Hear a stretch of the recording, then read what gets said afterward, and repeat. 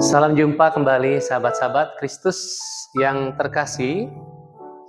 Hari ini kita sudah memasuki Minggu Trinitas yang ke-25 di tahun 2024 pada ibadah raya GPI Jakarta.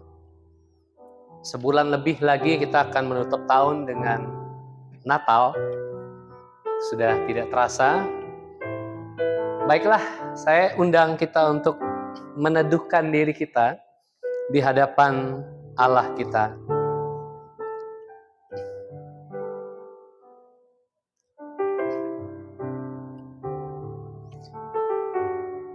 Mazmur 146. Haleluya, pujilah Tuhan hai jiwaku. Aku hendak memuliakan Tuhan selama aku hidup, dan bermazmur bagi Allahku selagi aku ada. Janganlah percaya kepada para bangsawan, kepada anak manusia yang tidak dapat memberikan keselamatan. Apabila nyawanya melayang, ia kembali ke tanah. Pada hari itu juga, lenyaplah maksud-maksudnya. Berbahagialah orang yang mempunyai Allah Yakub sebagai penolong, yang harapannya pada Tuhan Allahnya. Dia yang menjadikan langit dan bumi, laut dan segala isinya, yang tetap setia untuk selama-lamanya, yang menegakkan keadilan untuk orang-orang yang diperas, yang memberi roti kepada orang-orang lapar. Tuhan membebaskan orang-orang terkurung. Tuhan membuka mata orang-orang buta. Tuhan menegakkan orang yang tertunduk. Tuhan mengasihi orang-orang benar. Tuhan menjaga orang-orang asing. Anak yatim dan janda ditegakkannya kembali, tetapi jalan orang fasik dibengkokkannya. Tuhan itu Raja untuk selama-lamanya. Allahmu ya Sion, turun-temurun. Haleluya. Mari kita menyanyikan Allah Roh Kudus yang memenuhi hidup kita. Kita merayakan dan merindukannya. Allah Roh Kudus penuhi kami. Allah Roh Kudus penuhi kami. Ku rindu Kau selalu dalam hidupku. Allah Roh Kudus, ubah hatiku, celikanku, jamahlah ku rindu hadirat. Ku sembah kudus, kudus, kuduslah Tuhan, dan ku sanjung Kau mulia, mulia bagimu Tuhan. Allah Roh Kudus penuhilah kami. Allah Roh Kudus penuhi kami. Ku rindu Kau selalu dalam hidupku. Allah Roh Kudus, Allah Roh Kudus, ubah hatiku, celikanku, jamahlah ku rindu hadirat-Mu. Ku sembah kudus, kudus,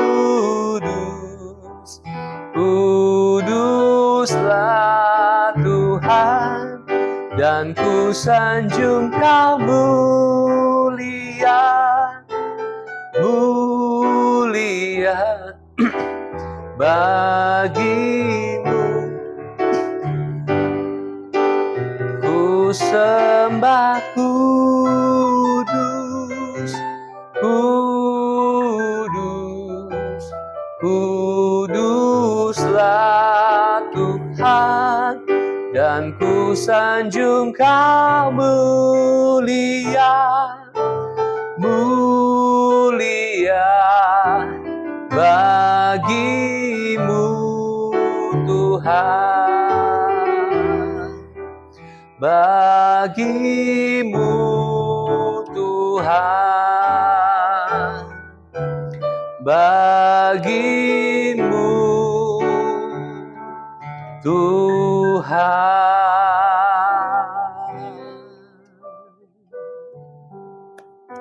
Ibadah kita pada Minggu Trinitas yang ke-25 ini terselenggara hanya oleh rahmat dan anugerah Tuhan.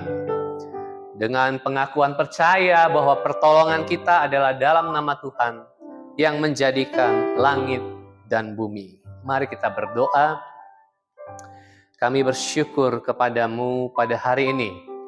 Apapun keadaan dan situasi kami, tidak mencegah anugerah Allah mendorong jiwa kami untuk memuji dan memuliakan Engkau, untuk beribadah kepada Engkau. Sungguh semata-mata hidup kami dipanggil oleh rahmat, dipanggil oleh kasih, oleh cinta-Mu saja.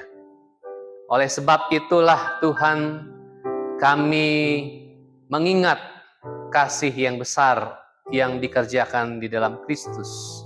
Pada hari ini kembali merayakan Engkau, merayakan cinta-Mu di dalam suasana sukacita hati yang digentarkan dan digerakkan oleh Allah Roh Kudus. Kami menyembah Engkau. Berkatilah ibadah ini, berkatilah kami dengan perjumpaan dengan Engkau, karena itulah yang kami hasratkan dalam hidup kami. Kami mulai ibadah ini di dalam nama Tuhan Yesus Kristus. Kami sudah berdoa. Amin. Mari saya jemput kita untuk bangkit berdiri. Kita nyanyikan pujian ini. Bertemu di dalam kasih-Nya, kasih Tuhan kita. Bertemu dalam kasih-Nya, berkumpul dalam anugerah-Nya, bersuka cita semua di dalam rumah Tuhan. Bertemu dalam kasih-Nya, berkumpul dalam anugerah-Nya, bersuka cita semua di dalam rumah Tuhan. Saudaraku dan saudariku, Tuhan cinta dan mengasihimu. Mari bersuka cita semua di dalam rumah Tuhan. Bertemu dalam kasih-Nya, berkumpul dalam anugerah-Nya, bersuka cita semua di dalam rumah Tuhan. Oh, saudaraku dan saudariku, Tuhan cinta dan mengasihimu. Mari bersuka cita semua di dalam rumah Tuhan. Mari bersuka cita semua di dalam rumah Tuhan. Silakan duduk. Kiranya sukacita Allah yang tidak lekang oleh waktu dan apapun itu senantiasa beserta kita.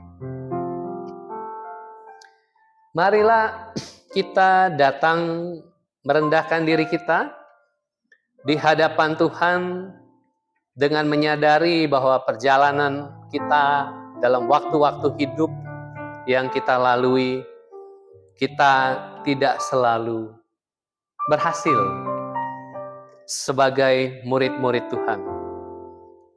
Mungkin dalam perkataan kita atau dalam sikap hati kita, perbuatan kita, mari kita datang ke hadapan Tuhan.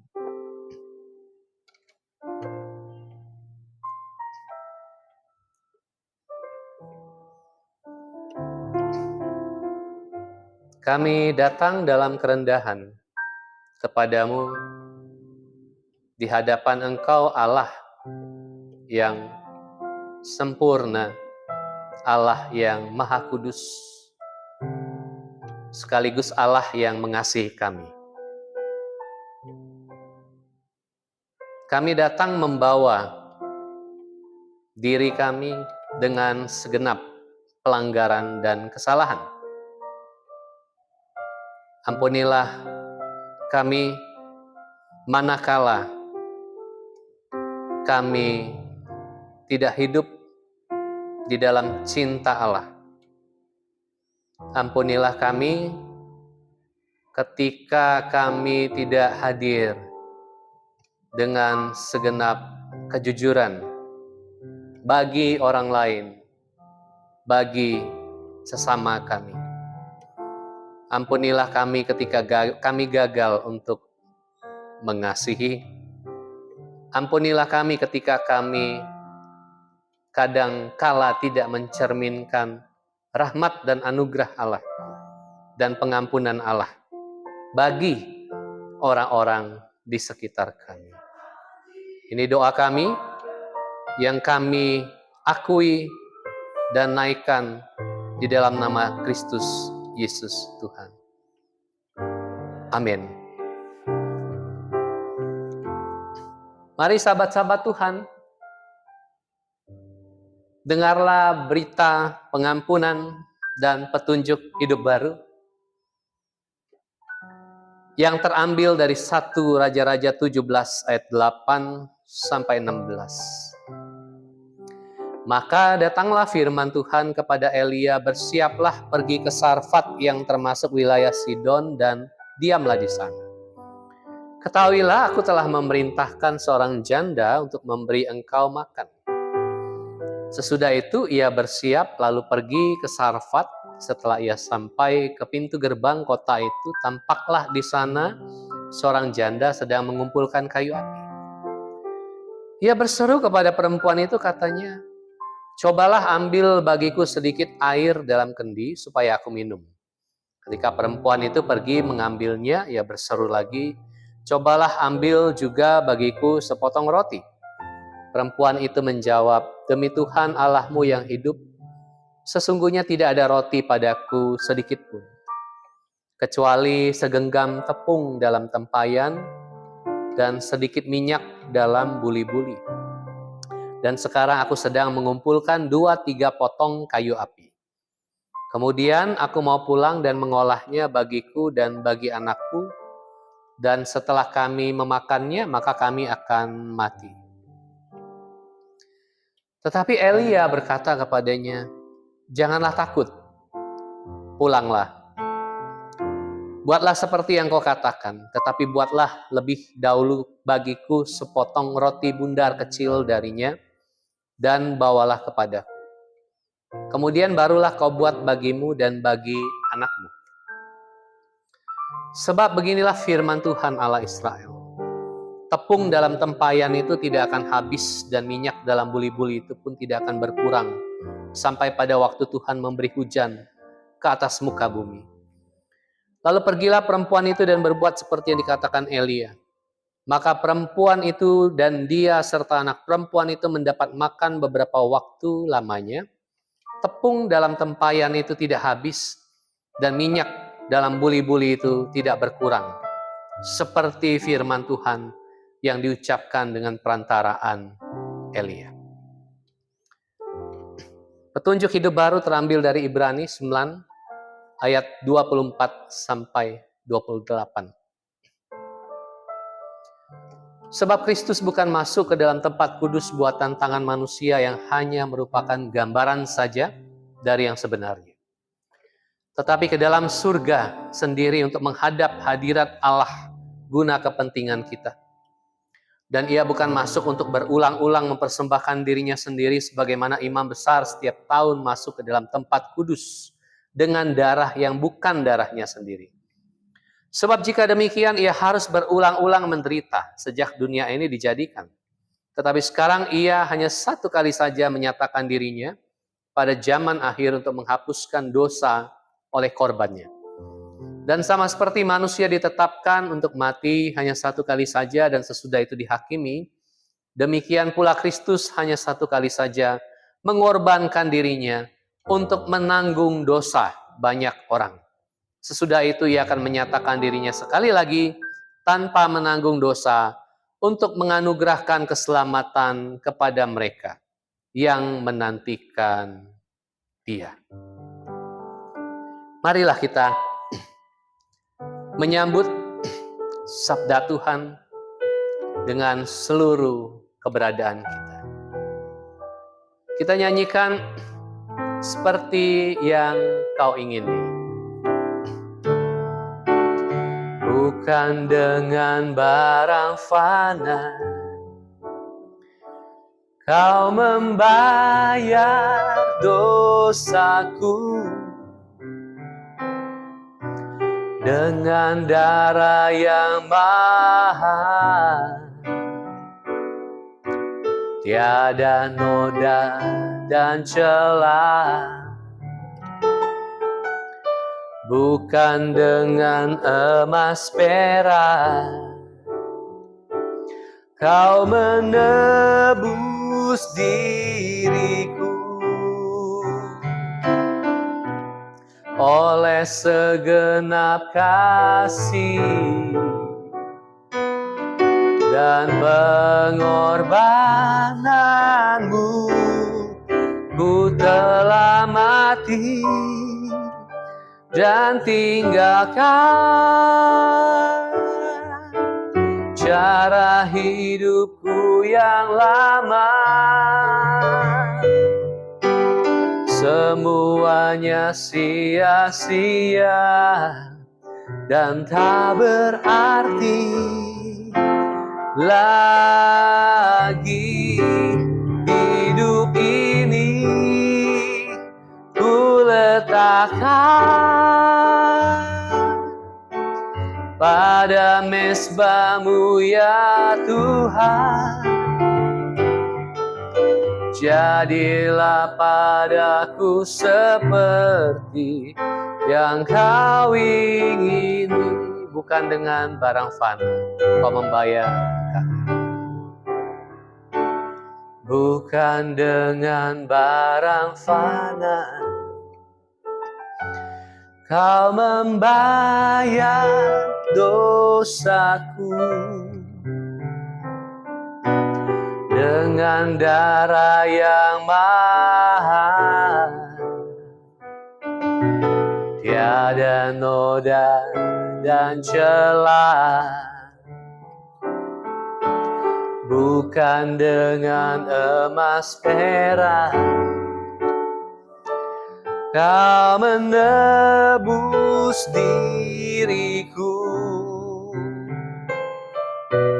oleh segenap kasih dan pengorbananmu, ku telah mati dan tinggalkan cara hidupku yang lama.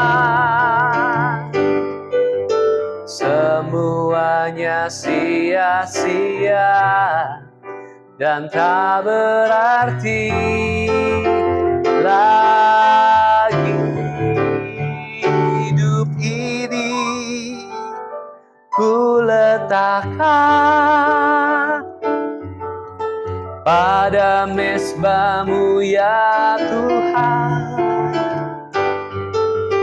Jadilah padaku seperti yang kau ingini. Jadilah padaku, jadilah padaku seperti yang kau ingini.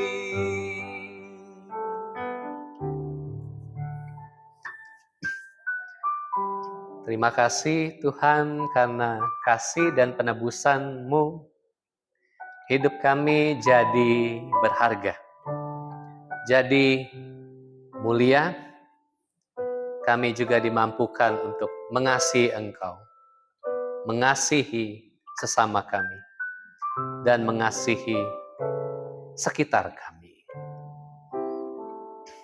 Terima kasih ya Allah, biarlah suara cinta-Mu kembali kami dengar. Kasih yang bersabda kepada setiap kami, yang menggerakkan, yang membangkitkan, yang mengobarkan api cinta Allah bagi dunia. Bersabdalah, dan kami hamba-hamba-Mu mendengarkannya. Pakailah kami, pakailah hamba-Mu menyampaikannya dengan segala kekurangan dan keterbatasannya. Biarlah pesan Tuhan disampaikan dan kami semua menerima dengan sukacita. Kami sambut firman-Mu di dalam nama Tuhan Yesus Kristus. Amin. Bacaan Injil kita pada hari ini terambil dari Markus 12 ayat 38 sampai 44.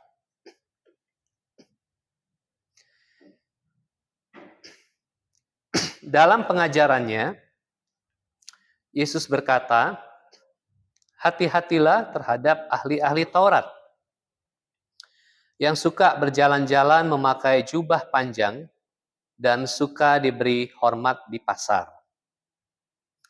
yang suka duduk di tempat terdepan di rumah ibadat dan di tempat terhormat dalam perjamuan, yang menelan rumah janda-janda dan mengelabui mata orang dengan doa yang panjang-panjang. Mereka akan menerima hukuman yang lebih berat. Pada suatu kali, Yesus duduk menghadapi peti persembahan dan memperhatikan bagaimana orang banyak memasukkan uang ke dalam peti itu. Banyak orang kaya memasukkan jumlah yang besar. Lalu datanglah seorang janda yang miskin dan ia memasukkan 2 uang tembaga, yaitu uang receh terkecil.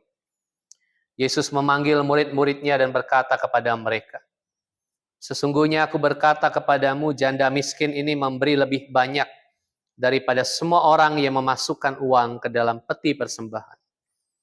Sebab mereka semua memberi dari kelimpahannya. Tetapi janda ini memberi dari kekurangannya, yaitu semua yang dimilikinya, yaitu seluruh nafkahnya. Berbahagialah kita yang merenungkan firman Tuhan dalam kehidupan kita. Hari ini, nats bacaan kita mengajak kita untuk merenungkan tentang apa itu kasih. Satu kata yang seringkali sudah kita renungkan sepanjang masa gereja senantiasa mengkhotbahkannya. Kalau minggu lalu kita bicara soal mendengar perintah yang terutama yang adalah kasih itu, kita merenungkan bahwa antara mendengar dan mengasihi itu adalah proses satu kesatuan. Sebagaimana kita mengasihi Allah dan mengasihi manusia, juga sebagai satu proses kesatuan tidak terpisahkan, dan itu sama-sama perintah yang satu dan yang utama. Hari ini kita melihat dalam nas bacaan kita, bagaimana kasih itu kemudian dipresentasikan secara konkret lewat model seorang janda yang miskin. Nas bacaan kita sengaja mengambil 2 cuplikan Sehingga kita dipaksa dalam tanda kutip untuk merenungkan ada dua model orang di sini. Model ahli Taurat dan model janda yang miskin. Untuk dijadikan semacam ilustrasi perbandingan bagaimana sekonkret-konkretnya kasih itu dipresentasikan. Maka hari ini saya mengajak kita untuk merenungkan kasih itu sebagai presensi. Agak maksa dari bahasa Inggris ya. Kalau bahasa Inggrisnya mungkin lebih enak. Love as a present. Kasih sebagai presensi. Saya mau bermain kata dengan kata present ini. Karena dalam bahasa Inggris setidaknya ada 3 makna dari kata present ini. Yang pertama, present itu berarti hadir. Itu H yang pertama. Hadir. Present berarti kasih sebagai kehadiran yang autentik. Ahli Taurat hadir. Disebutkan di model itu sebagai sosok berjubah panjang katanya. Dan suka diberi hormat di pasar. Dia masuk ke ruang-ruang publik supaya sengaja diperhatikan dan menerima hormat. Dan dia menikmati atensi, privilege, kehormatan dari orang banyak. Dia hadir, tapi tidak otentik. Mengapa? Karena dia hadir, karena imbalan, kehormatan, privilege dari pihak luar. Secara eksternal, dia tidak hadir secara otentik. Dia hadir di pasar itu karena dia tahu dia dihormati. Dia hadir di pasar itu karena dia tahu dia dielu-elukan. Dia hadir di pasar itu karena dia mendapatkan status sebagai orang yang terhormat. Ada privilege di sana. Dengan jubah yang panjang. Kehadirannya tidak otentik. Karena kehadirannya dia hadir semata-mata motivasinya supaya mendapatkan hormat. Berbeda dengan janda miskin yang hadir di bait Allah, yang memberikan persembahan itu. Dia hadir dengan jubah janda miskin yang lusuh. Mungkin itu satu-satunya yang dia punya. Tapi dia hadir. Dia tidak perlu merasa dia perlu dihormati. Dia hadir karena dia mau hadir. Sesadar-sadarnya bahwa dengan resiko kehadirannya dia dipandang rendah. Karena dia seorang janda yang miskin. Dipandang rendah secara sosial. Dia sadar risikonya, tapi dia hadir. Dan dia sadar risikonya bahwa kehadirannya tidak dianggap. Tidak mungkin dianggap. Dia bukan orang terhormat, dia bukan ahli Taurat, dia bukan orang kaya. Kadang-kadang orang kaya diberikan privilege lebih karena statusnya sebagai orang kaya, bahkan di tengah bait Allah. Tapi janda ini mengambil resiko dengan sadar bahwa kalaupun dia dipandang rendah dan tidak dianggap, tidak mendapat imbalan apa-apa, dia tetap hadir sesadar-sadarnya, sebebas-bebasnya dia mengambil keputusan untuk hadir. Itu adalah kehadiran yang otentik karena muncul dari kesadaran dan kebebasan untuk memilih bahwa aku mau hadir apapun risikonya. Bahkan di depan ketidakpastian sekalipun. Janda itu menghadapi ketidakpastian bahwa setelah dia memberikan uangnya yang hanya 2 koin terkecil itu, 2 koin receh terkecil itu, dia menghadapi ketidakpastian hidupnya.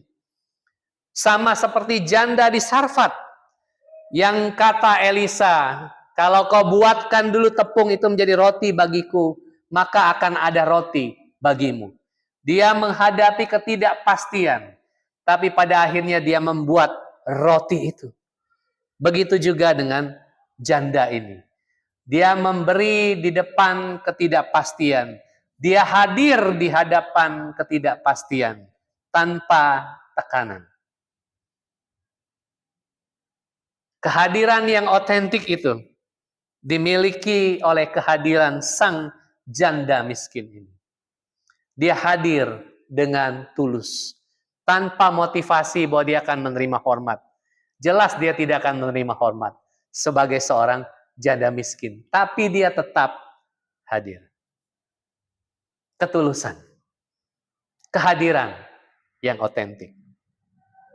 Bukan seperti jokes, saya tidak tahu apakah Anda pernah mendengar atau membaca sebuah humor yang kira-kira begini kalau pakai gaya saya. Satu kali ada perlombaan, tantangan kepada para pria yang katanya kaum-kaum pemberani gitu. Jadi para pria berdesak-desakan dikumpulkan, lalu digelarlah sayembara. Mereka dikumpulkan di depan sebuah sungai yang penuh dengan buaya. Lalu digelar sayembara. Kalau Anda berhasil menyeberang dari sini ke sana, Anda akan mendapatkan hadiah yang sangat besar.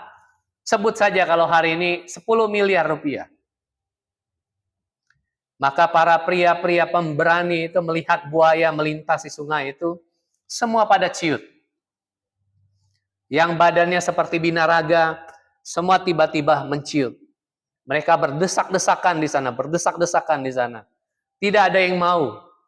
Sampai satu kali ada seorang pria yang tiba-tiba mencemplungkan dirinya ke tengah sungai itu, yang penuh dengan buaya itu. Dengan heroiknya dia berenang cepat sekuat tenaga sampai ke seberang sungai itu. Dan dia selamat sampai ke seberang. Dan orang-orang pada bersorak-sorak. Dan juri memberikan dia, selamat Anda memenangkan uang 10 miliar rupiah.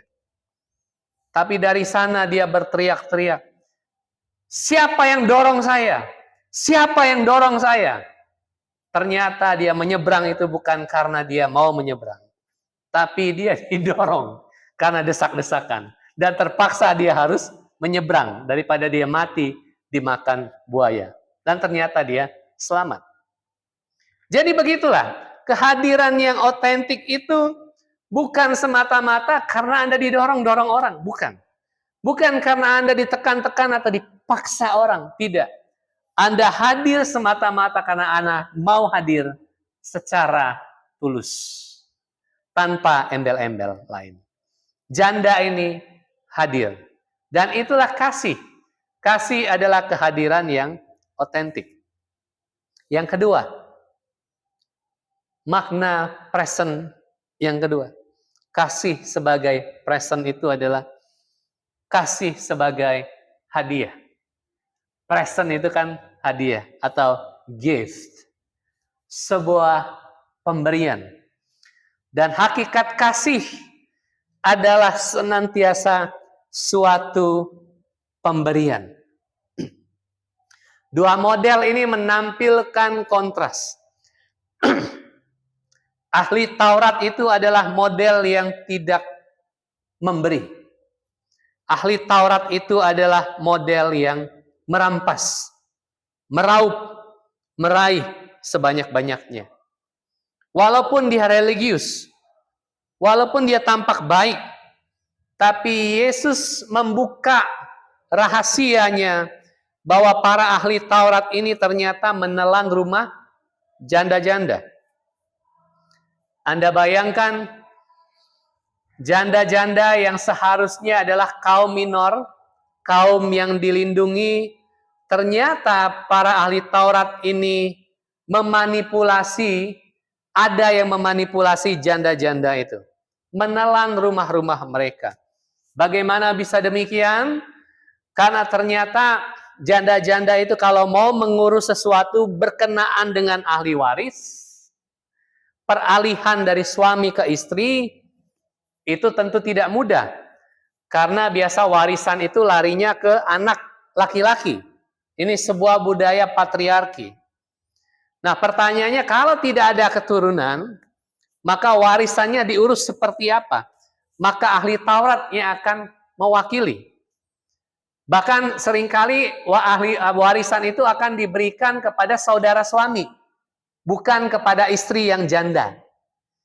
Nah, tapi ada momen di mana ahli Taurat itu akan berperan sebagai satu wali yang mengurus soal-soal properti ini.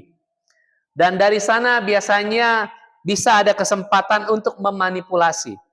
Sehingga janda-janda yang tidak tahu apa-apa ini tiba-tiba ditilep propertinya oleh ahli Taurat. Kira-kira dalam bahasa modernnya pada hari ini begitu. Jadi Yesus bilang, kalian menelan rumah janda-janda. Walaupun kalian tampil religius, tampak baik, kalian merampas, kalian meraup, kalian mengkorupsi.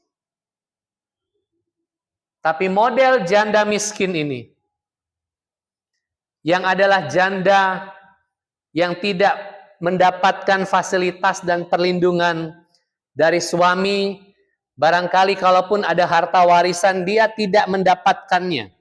Itu sebab dia disebut janda miskin.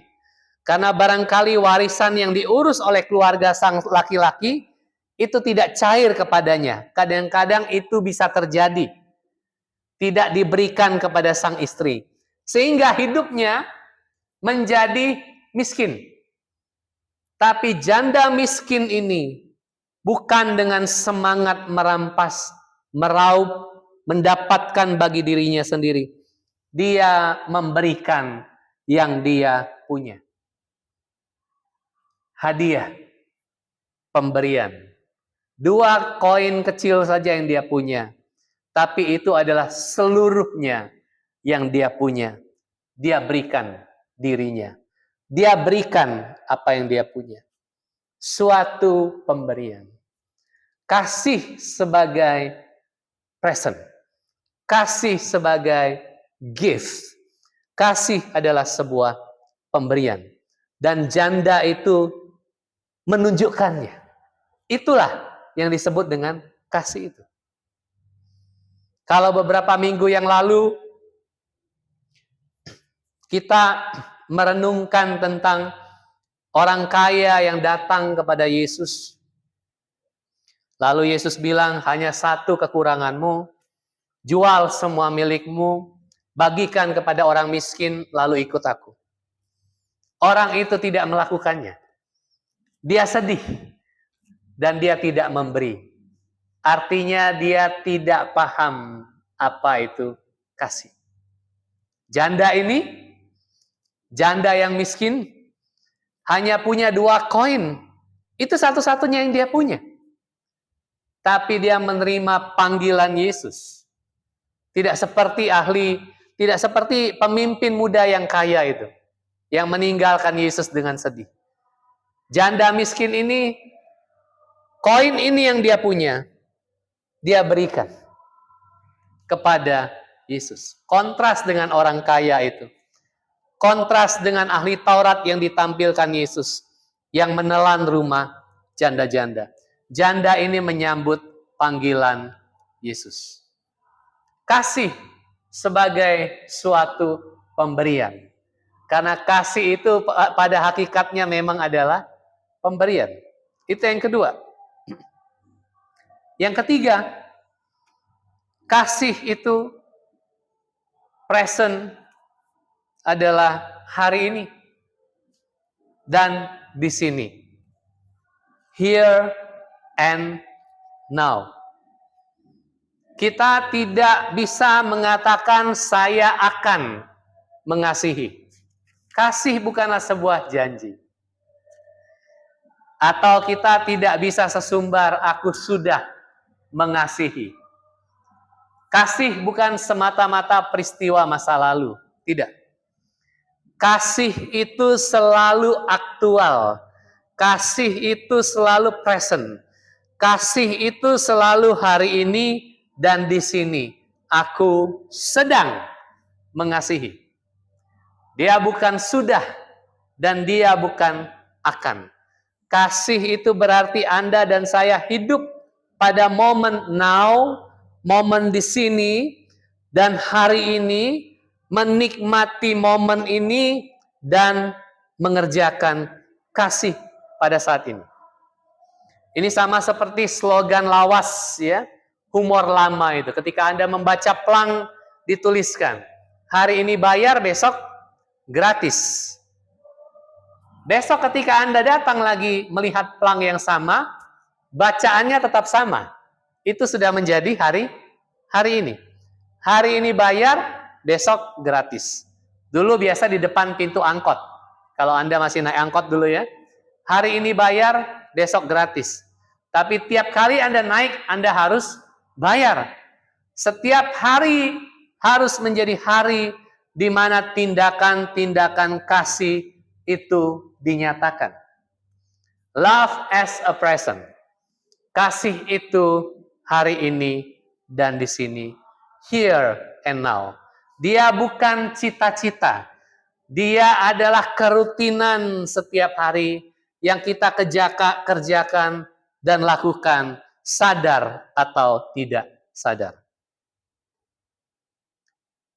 Setiap kita, saya tidak tahu, tapi saya yakin setiap kita tahu puisi terkenal dari Sapardi Djoko Damono. Suatu puisi yang sangat sederhana, tapi sangat memukau. Bahkan setiap anak muda, tua muda, semua tahu puisi ini. Judulnya Aku Ingin. Puisi ini adalah tentang cinta. Saya akan bacakan hanya 2 bait. Dikatakan demikian, aku ingin. Aku ingin mencintaimu dengan sederhana. Dengan kata yang tak sempat diucapkan kayu kepada api yang menjadikannya abu. Aku ingin mencintaimu dengan sederhana. Dengan isyarat yang tak sempat disampaikan awan kepada hujan yang menjadikannya tiada.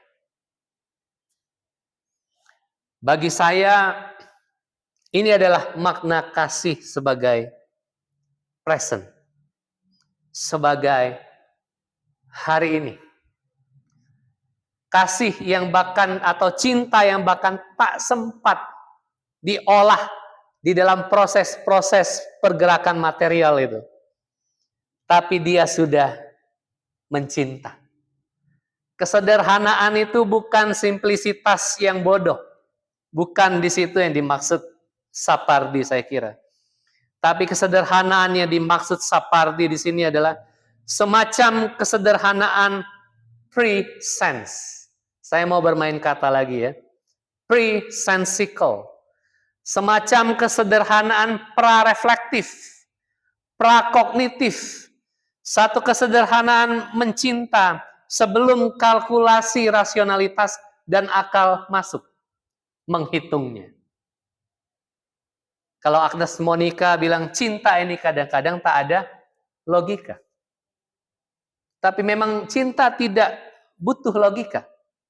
Karena cinta hadir sebelum logika. Dia bisa dirasionalisasikan di dalam filsafat. Tapi cinta melampaui sebelum logika dan sesudah logika. Aku ingin mencintaimu dengan sederhana. Dengan kata yang tak sempat.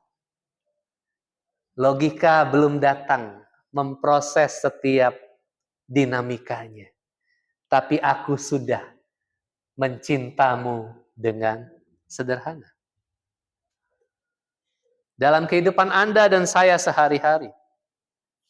Mengasihi itu sesederhana itu. Dia mengalir saja. Spontan saja. Setiap hari. Present. Tapi juga pre-sensical. Pre-sense. Dia sebelum akal. Dia sebelum argumen. Dia sebelum alasan-alasan.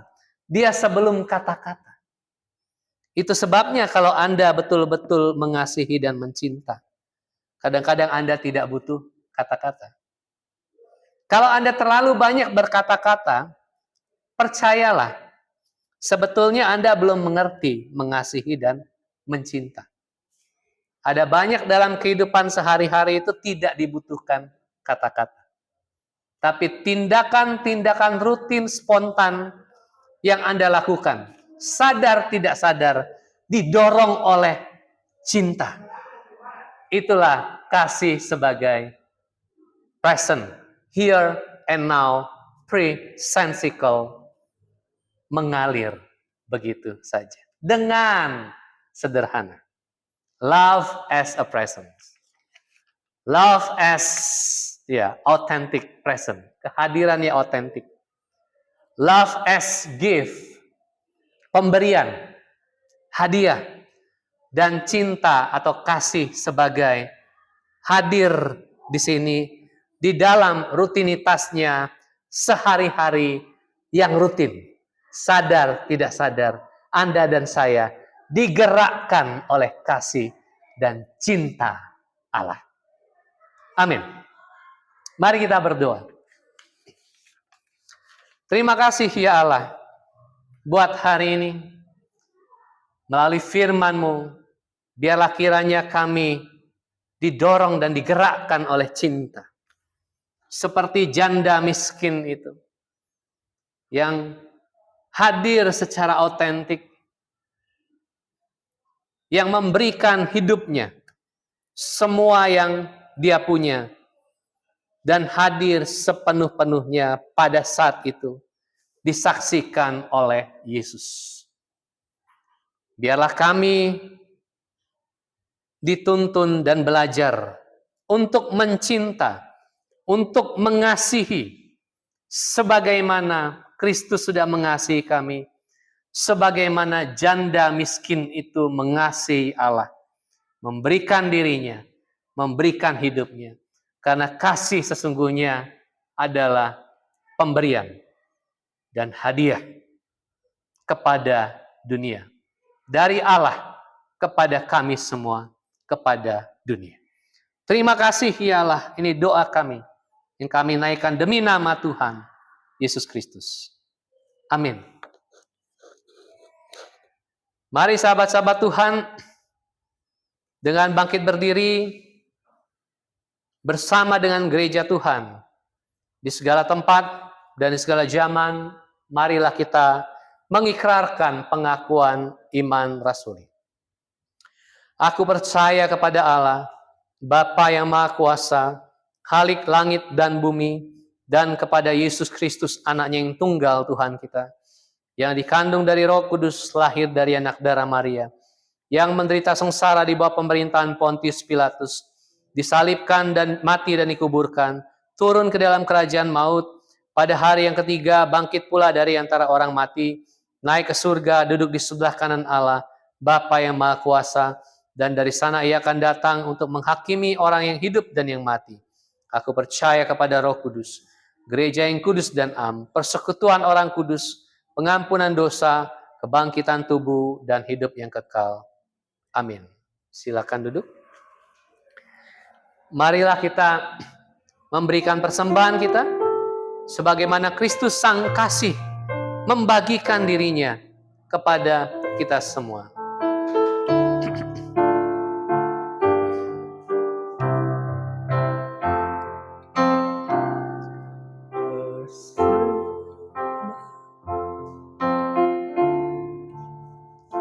Pada hari ini, kiranya Tuhan terimalah dengan senang hati persembahan kami. Persembahan kami pada hari ini, kiranya Tuhan terimalah dengan senang hati. Mari kita naikkan doa-doa syafaat kita. Kami datang membawa doa-doa kami kepadamu, ya Allah.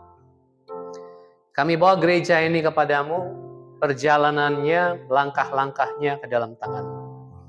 Kiranya Tuhan tidak membiarkannya terjerembab, melainkan melangkah di dalam rahmat dan anugerah Allah, untuk mencintai Engkau, untuk mencintai dunia yang dicintai oleh Allah.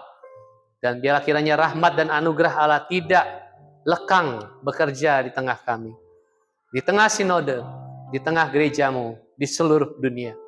Kami bersama-sama percaya bahwa Engkau Allah yang penuh rahmat dan anugerah itu bekerja bersama di tengah kami. Mendoakan rumah singgah kami yang sederhana, Tuhan pakai menjadi saluran berkat dan rahmat-Mu. Biarlah kami dapat mengelolanya, dan biarlah mereka yang membutuhkan disambut di dalamnya dengan sederhana. Terima kasih ya Allah. Kami mendoakan juga buat negeri kami. Negeri yang lebih dari 270 juta penduduknya. Begitu banyak. Dan banyak juga yang belum bisa hidup dengan cukup, dengan layak. Biarlah kiranya Tuhan, Engkau berbelas kasih. Bawalah bangsa kami, bawalah negeri kami menuju kepada negeri yang makmur, di mana setiap penduduknya bisa hidup dengan cukup, hidup dengan layak, tidak berkesusahan dan berkekurangan.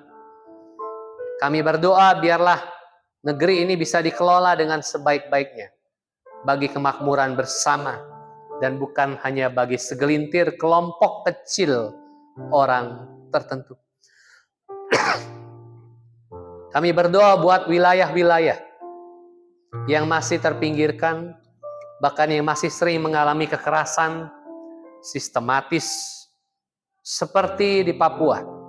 Tuhan, kiranya Engkau menolong agar tidak lagi terjadi hal-hal yang demikian. Biarlah semua dari ujung ke ujung, dari Sabang sampai Merauke, negeri ini dirahmati oleh kasih dan pengampunan Allah. Kami berdoa buat setiap kami yang sedang sakit. Biarlah kiranya Tuhan, Engkau menyembuhkan. Kami yang hari ini mengalami kesusahan dan kesulitan, biarlah kiranya Tuhan menghibur dan memberikan jalan keluar. Kami yang mengalami duka, biarlah Tuhan juga menguatkan dan menghibur. Kami yang butuh pemulihan, biarlah kiranya pemulihan demi pemulihan terjadi di dalam kehidupan kami. Kami yang membutuhkan pintu-pintu terbuka di hadapan kami, kiranya Allah, Kristus Sang Pintu, itu terbukalah kiranya setiap berkat dan kesempatan di depan kami. Terima kasih ya Allah, terima kasih. Setiap pergumulan kami, hal yang menjerit di dalam batin kami serahkan ke dalam tangan-Mu. Dengarkanlah doa-doa kami, karena kami mengalaskannya demi Putra-Mu Yesus Kristus. Dan juga menutupnya dengan doa, sebagaimana yang diajarkan oleh Tuhan Yesus untuk kami berdoa. Bapa kami yang di surga, dikuduskanlah nama-Mu, datanglah kerajaan-Mu, jadilah kehendak-Mu di bumi seperti di surga. Berikanlah kami pada hari ini makanan kami yang secukupnya, dan ampunilah kami akan kesalahan kami, seperti kami juga mengampuni orang yang bersalah kepada kami. Dan janganlah membawa kami ke dalam pencobaan, tapi lepaskanlah kami daripada yang jahat, karena Engkau lah yang punya kerajaan dan kuasa dan kemuliaan sampai selama-lamanya. Amin. Mari kita berdiri, mari kita pujikan. Kami memuji kebesaran-Mu. Kami memuji kebesaran-Mu. Sungguh besar Kau Allahku. Kami memuji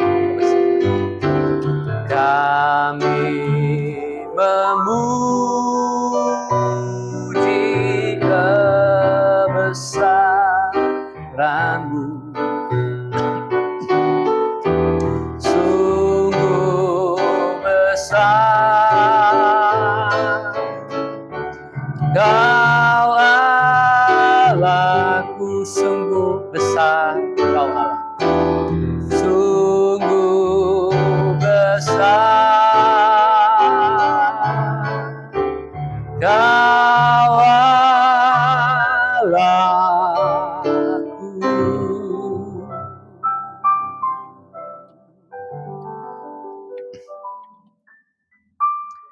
Marilah, kembalilah ke dalam kehidupan. Biarlah hidupmu dipenuhi oleh cinta Allah, sehingga engkau digerakkan oleh cinta itu untuk mencintai, untuk mengasihi orang-orang di sekitarmu, untuk hadir secara otentik, berani merisikokan kehadiranmu, dan itu adalah kasih. Untuk hadir memberikan hidupmu bagi orang lain. Untuk hadir di setiap momen. Untuk hadir di dalam keseharianmu. Dan kiranya kehadiranmu menjadi kehadiran cinta Allah kepada dunia. Kini terimalah berkat dari Allah Bapa, kasih sayang dari Tuhan kita Yesus Kristus, dan persekutuan dengan Roh Kudus tinggal tetap menyertai kita sampai selama-lamanya. Amin.